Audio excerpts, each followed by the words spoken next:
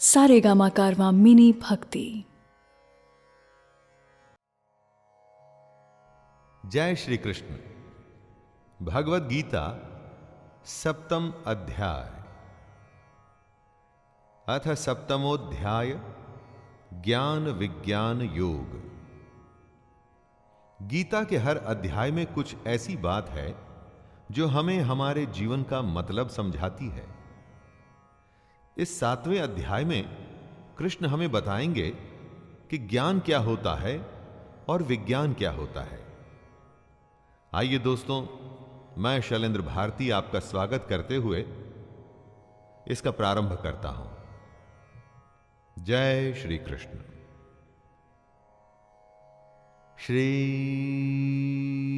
भगवानुवाच मय्यासक्तमनः पार्थ योगं युञ्जन्मदाश्रयः असंशयं समग्रं मां यथा ज्ञास्यसि तच्छृणु। श्री भगवान बोले, हे पार्थ, अनंत प्रेम दिखाते हुए तू मुझको अपने मन में रख। सच्चा भाव रखते हुए योग में लगा रहे।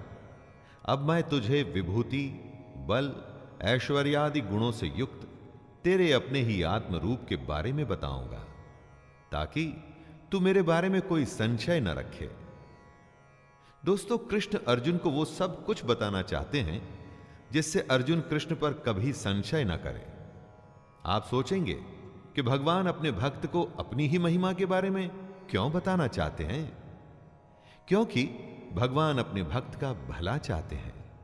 उसे वो हर चीज बताएंगे जिससे उनका भक्त अपने जीवन में सफल हो सके। ज्ञानम तेहं सविज्ञानम इदं वक्ष्याम्यशेषतः यज्ञात्वा नेह भूयोऽन्यत् ज्ञातव्यमवशिष्यते।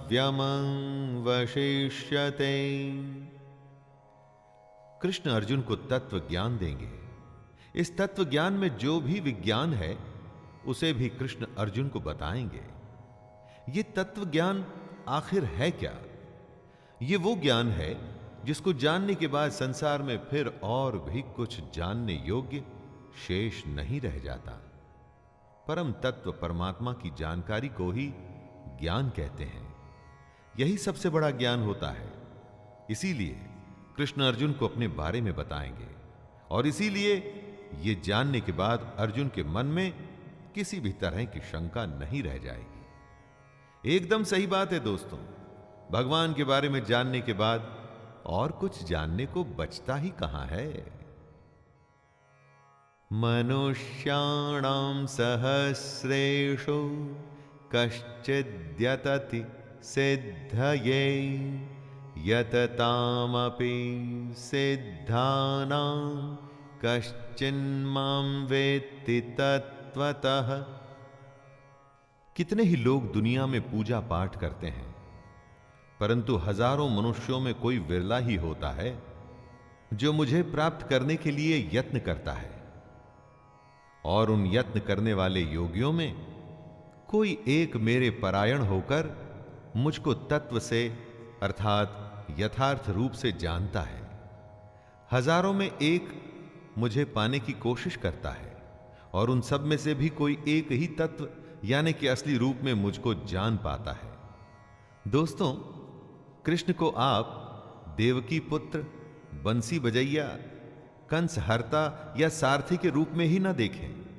असल में कृष्ण क्या हैं, यही वो अर्जुन को बता रहे हैं।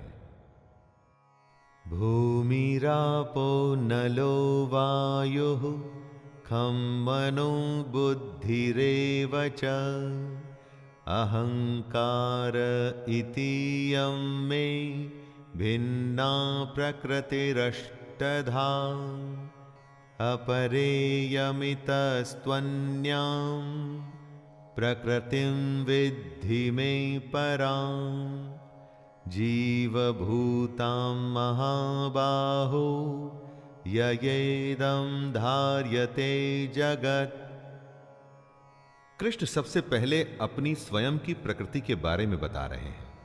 वो कहते हैं कि पृथ्वी, जल, अग्नि, वायु, आकाश, मन, बुद्धि और अहंकार, ये 8 प्रकार से विभाजित मेरी ही प्रकृति है। दोस्तों, 5 तत्व यानी कि 5 एलिमेंट्स और उनके साथ में मन, बुद्धि और अहंकार, जिससे कि ये सारी दुनिया और हम बने हैं, ये स्वयं कृष्ण हैं। कृष्ण आगे कहते हैं कि ये 8 प्रकार के भेदों वाली अपरा अर्थात मेरी जड़ प्रकृति है। और हे महाबाहो, इससे दूसरी को, जिससे ये संपूर्ण जगत धारण किया जाता है, उसे मेरी जीव रूपा परा अर्थात चेतन प्रकृति जान। जड़ प्रकृति मतलब वो सारी स्थूल दुनिया जिसको हम चारों तरफ देखते हैं, और परा यानी कि चेतन प्रकृति यानी कि सटल नेचर हुई जीवात्मा, वो आत्मा जो हम सब में मौजूद है। एतद्योनीनि भूतानि सर्वाणीत्युपधारय अहं कृत्स्नस्य जगतः प्रभवः प्रलयस्तथा। जो सब कुछ है वो कृष्ण में से ही आया है और एक दिन उसी में विलय भी हो जाता है। इसी बात को समझाते हुए कृष्ण कह रहे हैं, हे अर्जुन, तू ऐसा समझ के संपूर्ण भूत इन दोनों प्रकृतियों से उत्पन्न होने वाला है और मैं संपूर्ण जगत का प्रभाव तथा प्रलय हूं, अर्थात संपूर्ण जगत का मूल कारण मैं ही हूं। दोस्तों, दुनिया कृष्ण से ही शुरू हुई है और उन्हीं में खत्म हो जाएगी। वे ही इस दुनिया के मूल कारण बेसिक रसों में है। हम, ये जमीन, आसमान, हवा, पानी और आत्मा, सब कुछ कृष्ण है और कुछ भी नहीं। कृष्ण को हम जिस रूप में देखते या सुनते हैं वो कृष्ण नहीं। असली कृष्ण क्या है वो यहां बताया गया है। मत्तः परतरं नान्यत् किंचिदस्ति धनंजय मयि सर्वमिदं प्रोतं सूत्रे मणिगणा इव।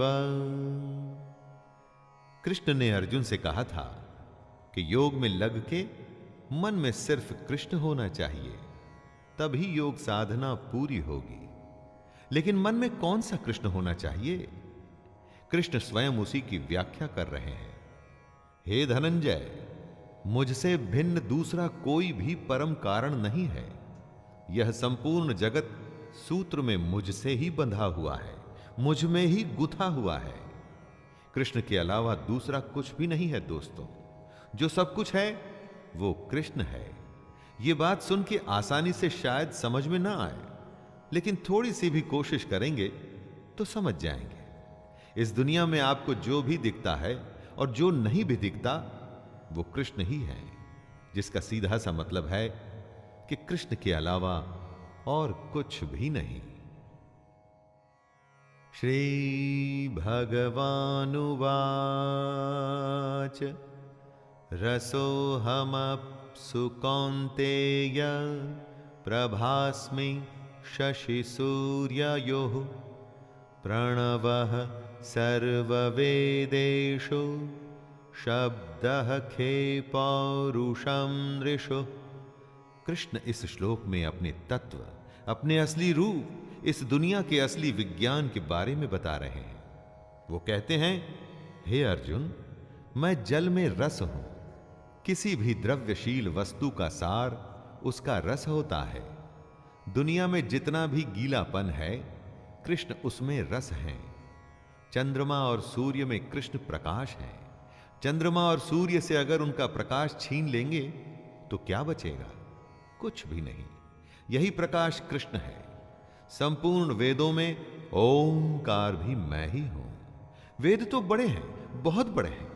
पूरे वेदों में से अगर एक चीज निकालनी हो तो वो क्या है? ओम। ये ओंकार ही कृष्ण है। आकाश में कृष्ण शब्द है। शब्द वो होता है जो स्पेस में गुंजायमान होता है दोस्तों, और वही कृष्ण है। और पुरुषों में कृष्ण उनका पुरुषत्व है। पुण्यो गंधः पृथिव्यां च तेजश्चास्मि विभावसौ जीवनं सर्वभूतेषु तपश्चास्मि तपस्विषु। जिस भी वस्तु में जो पवित्र है, जो भी किसी वस्तु की विशेषता है, वो कृष्ण है। वो कहते हैं कि मैं पृथ्वी में पवित्र गंध हूं, यानी कि सुगंध रूप कृष्ण में ही ये पृथ्वी पिरोई हुई है। अग्नि में मैं तेज हूं, आग में सब जल करके राख हो जाता है। आग के पास जाने पर जो हमें जलाता है वो उसका तेज होता है, और यही तेज कृष्ण है। संपूर्ण भूतों में उनका जीवन है। जितने प्राणी हम देखते हैं, इंसान, जानवर, पेड़ पौधे, बैक्टीरिया या कुछ भी, उनमें जो जीवन है वो कृष्ण ही है। और तपस्वियों में वो तप है। तपस्वियों का तप उसकी सबसे बड़ी शक्ति होती है दोस्तों, और वो तप कृष्ण ही है। बीजं मां सर्वभूतानां विद्धि पार्थ सनातनं बुद्धिर्बुद्धिमतामस्मि तेजस्तेजस्विनामहम्। कृष्ण अपने असली रूप की एक एक परत धीरे धीरे खोल रहे हैं। वे आगे कहते हैं, हे अर्जुन, तू संपूर्ण भूतों का सनातन बीज मुझको ही जान ले। जितने भी जीव आपको दिखते हैं, या जो आज से पहले थे और आज के बाद आएंगे दोस्तों, उन सब का सनातन बीज यानी कि उन सब जीवों की उत्पत्ति का कारण कृष्ण ही है। मैं बुद्धिमानों की बुद्धि और तेजस्वियों का तेज हूं, ऐसा कृष्ण कहते हैं। जब आप अपनी बुद्धि से कोई सवाल हल करते हैं, कोई रास्ता खोजते हैं, तो वो बुद्धि कृष्ण ही है। उसी तरह तेजस्वियों में जो तेज होता है, यानी उनमें जो ब्रिलियंस होती है, वो भी कृष्ण ही है। बलं बलवतां चाहं कामराग विवर्जितं धर्मविरुद्धो भूतेषु कामोऽस्मि भरतर्षभ। दोस्तों, किसी भी चीज का जो गुण है वो कृष्ण है, जैसा कि वो अर्जुन को बता रहे हैं। कहते हैं, हे भरत श्रेष्ठ, मैं बलवानों का आसक्ति और कामनाओं से रहित बल अर्थात सामर्थ्य हूं। वो बलवानों का गुण है, यानी कि उनका बल है दोस्तों, लेकिन वो बल जो आसक्ति और कामना से रहित है। काम और क्रोध से परे जो बल है वो श्री कृष्ण ही है। और सब भूतों में धर्म के अनुकूल अर्थात शास्त्र के अनुकूल काम जो है ना, वो भी कृष्ण है। जब लोग धर्म संकट में होते हैं कि क्या करें और क्या न करें, तो उनसे कहा जाता है कि जो शास्त्रों के हिसाब से ठीक है वही कर लीजिए, यानी कि शास्त्रों के अनुसार सही काम जो होता है ना, वो काम ही कृष्ण है। ये चैव सात्विका भावा राजसास्तामसाश्च ये मत्त एवेति तान् विद्धि न त्वहं तेषु ते मयि। जिसमें आत्मा होती है उसे ही भूख प्यास लगती है, लेकिन आत्मा का खुद भूख प्यास से कोई लेना देना नहीं। बात जरा पेचीदा है लेकिन इंटरेस्टिंग है दोस्तों। कुछ ऐसा ही कृष्ण इस श्लोक में कह रहे हैं। जो सत्व गुण से उत्पन्न होने वाले भाव हैं और जो रजोगुण से होने वाले भाव हैं, उन सबको तू मुझसे ही होने वाले हैं ऐसा जान ले, परंतु वास्तव में उनमें मैं और वे मुझ में नहीं हैं। इन भावों में कृष्ण है, लेकिन कृष्ण में ये भाव नहीं है। इन सारे भाव में कृष्ण कभी फंसते नहीं, इसीलिए तो वो योगी राज कहलाते हैं। यही तो सबसे बड़े योगी की अवस्था होती है दोस्तों। त्रिभिर्गुणमयैर्भावैर् एभिः सर्वमिदं जगत् मोहितं नाभिजानाति मामेभ्यः परमव्ययम्। जो कोई भी काम होता है वो या तो सात्विक, राजसिक या तामसिक होता है। इन्हीं तीनों प्रकृतियों से, इन्हीं तीनों गुणों से ही ये सारी दुनिया मोहित होती है। लेकिन जो इन तीन गुणों से परे है वो है कृष्ण। इस कृष्ण को कोई नहीं जानता। हम में, हमारे काम में जब तक सात्विक, राजसिक और तामसिक जैसे गुणों का अंश भर भी मौजूद रहेगा, तब तक हम कृष्ण के असली स्वरूप को पहचान नहीं पाएंगे। जहां ये तीन गुण खत्म होते हैं, वहीं से कृष्ण शुरू होते हैं। इन्हीं तीनों प्रकृतियों की वजह से हम में आसक्ति और कामना होती है। और अगर यही प्रकृति रही तो फिर हमें कृष्ण कैसे प्राप्त होंगे? दैवी हेषा गुणमयी मम माया दुरत्यया मामेव ये प्रपद्यन्ते मायामेतां तरन्ति ते। सात्विक, राजसिक और तामसिक जैसे तीन गुणों में ही सारी दुनिया फंस के रह जाती है। वो कृष्ण के असली स्वरूप को कभी पहचान नहीं पाती। और वो इसलिए क्योंकि ये तीनों मिलके ही माया बनाते हैं। और माया से कौन बच पाया है? माया तो महा ठगनी होती है दोस्तों। लेकिन जो पुरुष केवल कृष्ण को ही निरंतर भजते हैं, वे इस माया को उल्लंघन कर जाते हैं, अर्थात संसार से तर जाते हैं। इस माया के चक्कर से कोई नहीं बच पाया है, सिवाय उनके जो हमेशा कृष्ण को अपने मन में रखते हैं। ऐसा ही करने को कृष्ण अर्जुन से और हम सबसे कह रहे हैं। न मां दुष्कृतिनो मूढ़ाः प्रपद्यन्ते नराधमाः माययापहृतज्ञाना आसुरं भावमाश्रिताः। ऐसे कौन लोग हैं जो कृष्ण को नहीं भजते?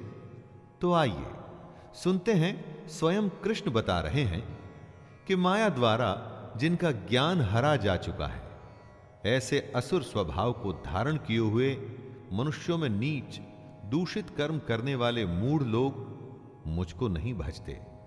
घमंड करने वाले, जो खुद को ही कर्ता मानते हैं, जिनमें असुर स्वभाव है, जो छोटी बातें या हरकतें करते हैं और दूषित कर्म यानी कि करप्ट काम करते हैं ना दोस्तों, ऐसे लोग कृष्ण को नहीं भजते।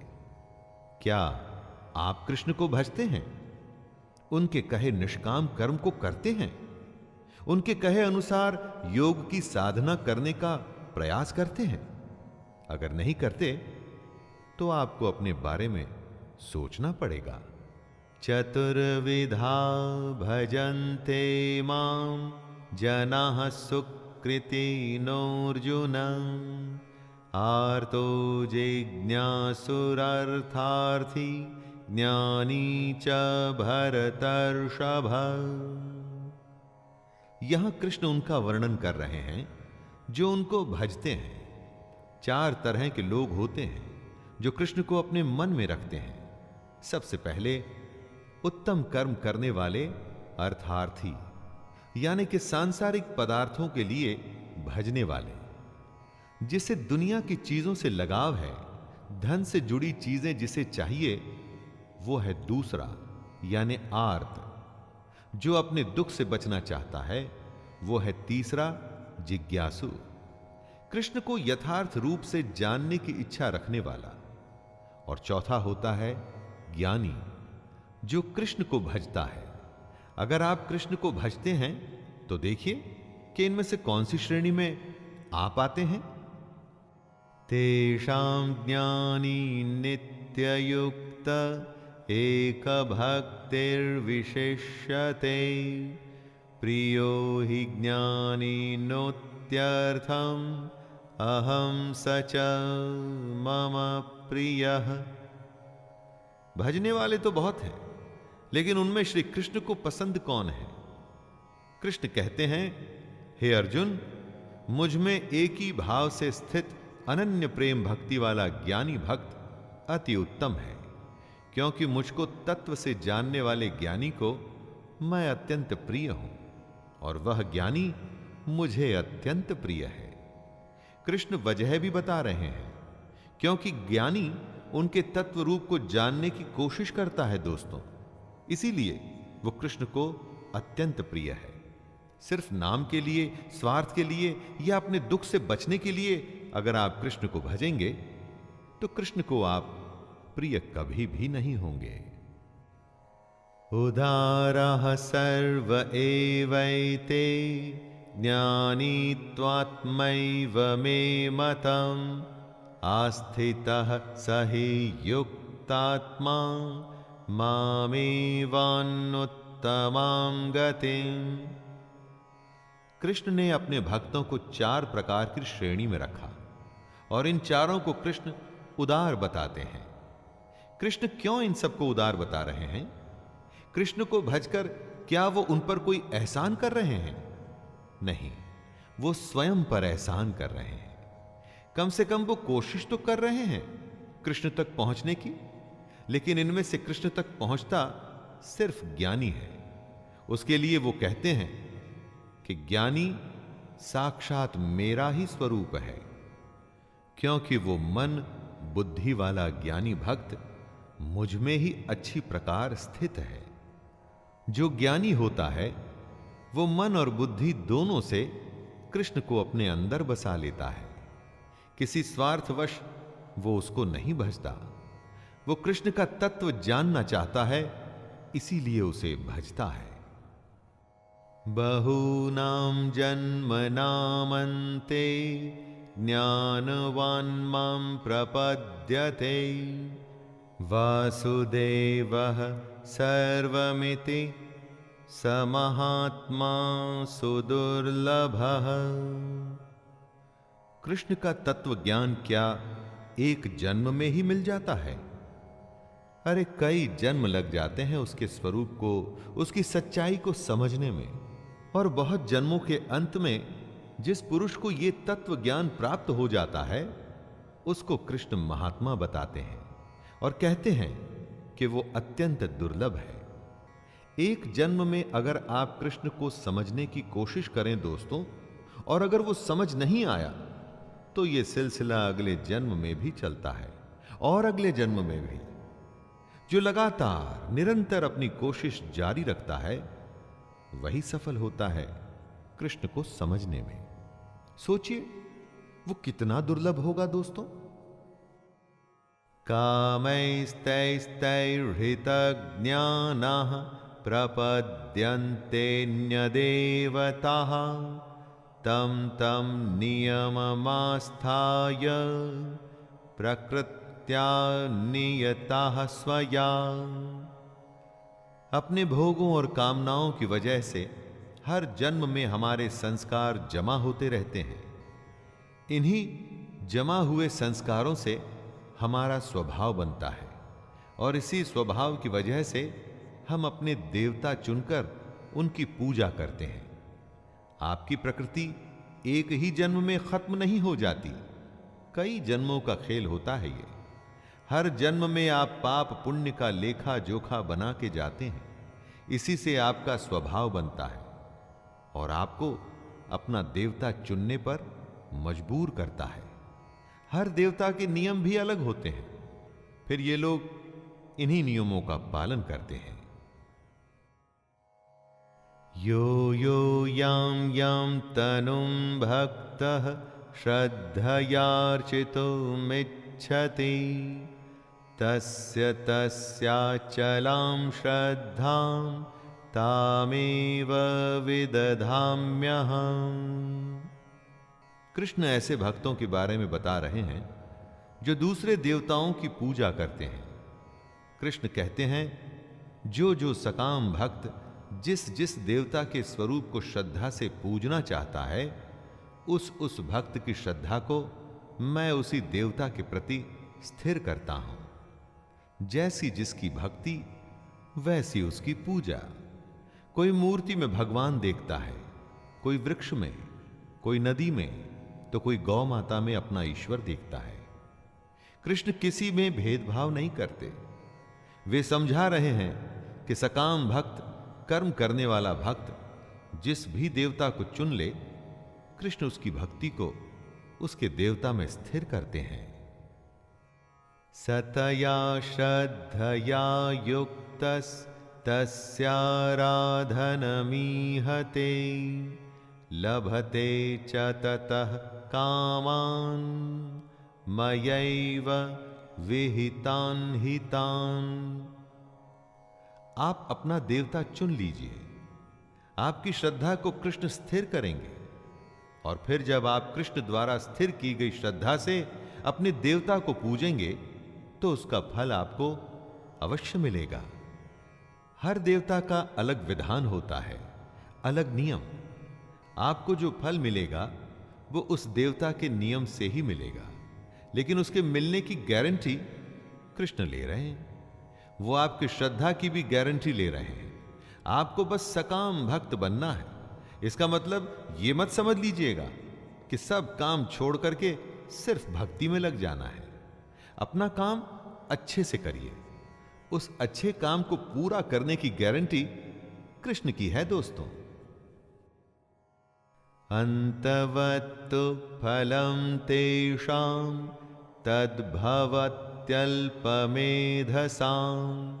देवान् देवयजो यान्ति मद्भक्ता यान्ति मामपि। जो जिसको पूजेगा, जो जिसको भजेगा, वो उसको प्राप्त होगा।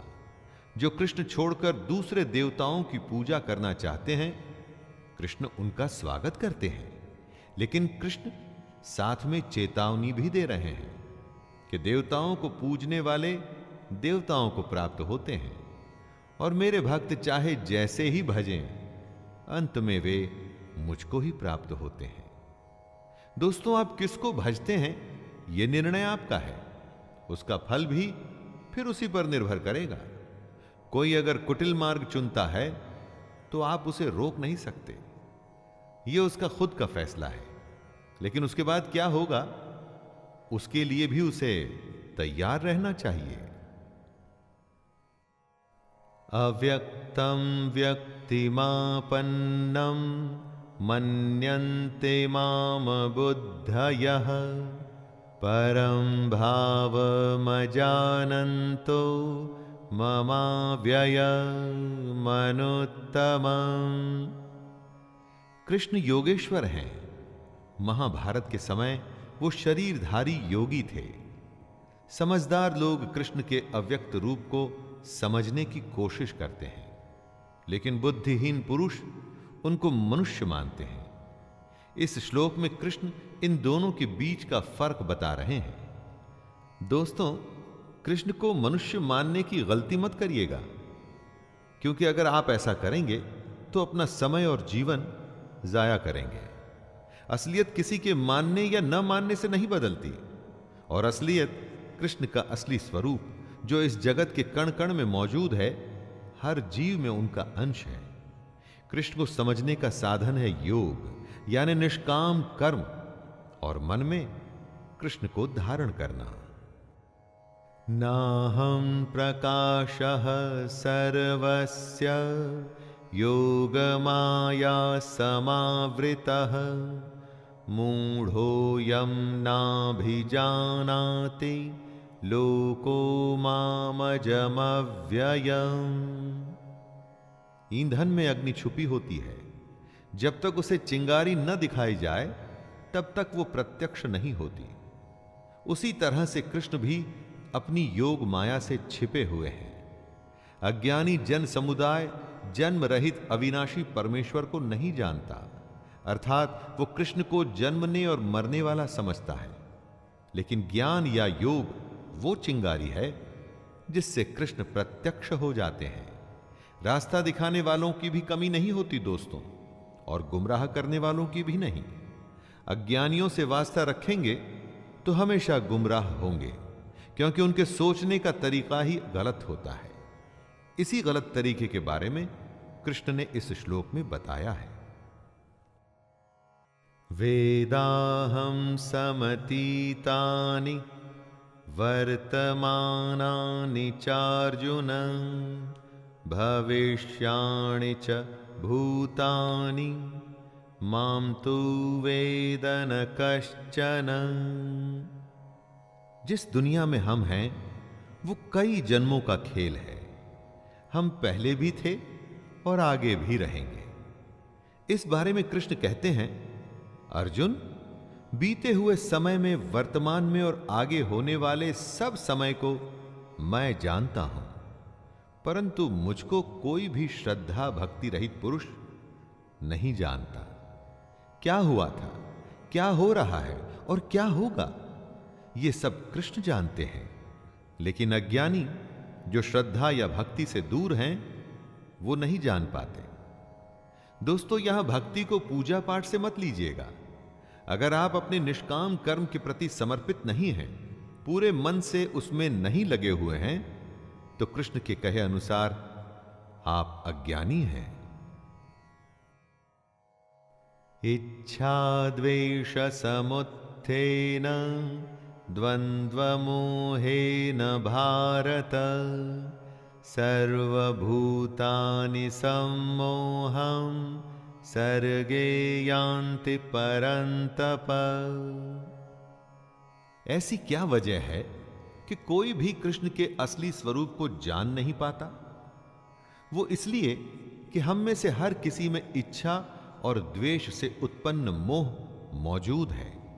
ये मोह ही हमें अज्ञानी बनाता है। किसी से प्यार, किसी से झगड़ा, किसी का बुरा चाहना या किसी के लिए सब कुछ कर देना, इच्छा और द्वेष के यही तो सारे खेल होते हैं। इन सब के चलते क्या आपको लगता है कि आप इस दुनिया की सच्चाई को जान पाएंगे? पहले हम सबको अपने इस उथले रवैये से बाहर निकलना होगा। अपने अंदर की इच्छा और द्वेष को खत्म करना होगा। तभी हम सब लोग कृष्ण के स्वरूप को पहचान पाएंगे। येषां त्वन्तगतं पापं जनानां पुण्यकर्मणां ते द्वन्द्वमोहनिर्मुक्ता भजन्ते मां दृढ़व्रताः। निष्काम भाव से श्रेष्ठ कर्मों को करते हुए जिन पुरुषों का पाप नष्ट हो गया है, वे इच्छा और द्वेष से पैदा हुए द्वंद्व से छूटकर मुझको सब प्रकार से भजते हैं। कृष्ण ने ऐसे लोगों के बारे में बताया है जो अज्ञानता के चक्कर से निकलते हैं, जो दुनियादारी को छोड़ उससे ऊपर उठ अपनी और ईश्वर की सच्चाई जानना चाहते हैं। ऐसा करने का सीधा सा रास्ता है दोस्तों, निष्काम कर्म, जिससे कि पाप कटेंगे। पाप कटने से मन में इच्छा और द्वेष जैसे भाव खत्म होने लगते हैं। इन भावों के खत्म होने पर मन में कृष्ण का भाव आता है और फिर आप बेहद पास हो जाते हैं कृष्ण के, उसके स्वरूप को जानने के। जरा मरण मोक्षाय मामाश्रित्य यतन्ति ये ते ब्रह्म तद्विदुः कृत्स्नम् अध्यात्मं कर्म चाखिलम्।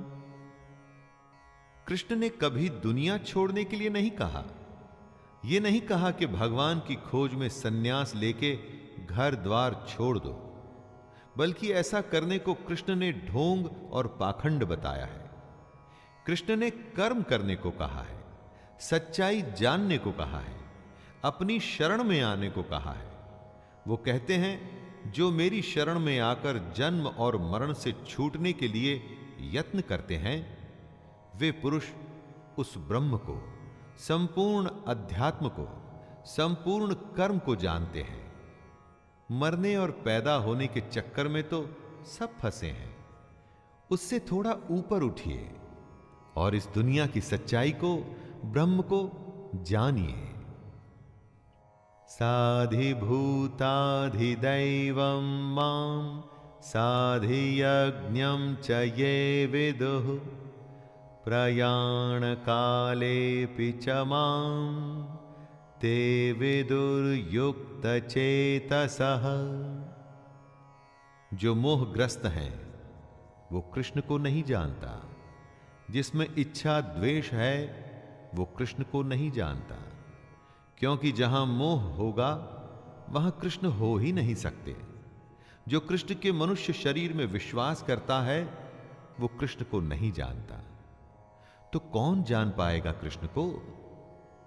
वही जान पाएंगे दोस्तों जो सब जीवों में कृष्ण को देखते हैं, जो निर्जीव में भी कृष्ण को देखते हैं, जो सबकी आत्मा में कृष्ण देखते हैं, जो ये जानते हैं कि कृष्ण हमेशा थे और हमेशा रहेंगे।